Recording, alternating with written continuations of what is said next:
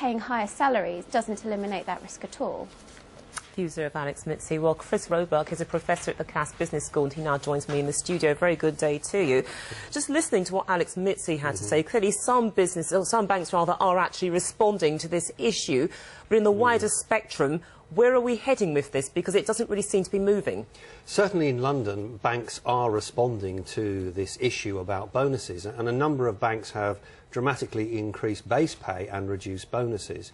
There's a number of issues there. In terms of the organisation itself, that actually is a risk because you're paying people to turn up rather than people to perform.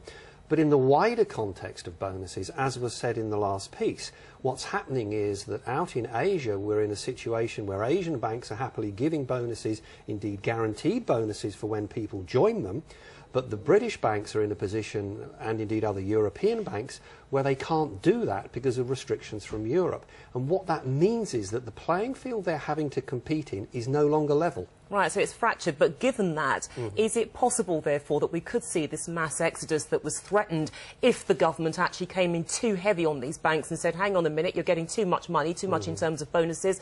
Are we seeing people perhaps looking to areas like Asia because they know they're going to get money? Bonus is guaranteed. In reality, senior people in banks, the people that make the money via their bonuses, the top traders, etc., are always looking around to see if their market price is better somewhere else, and they're prepared to move.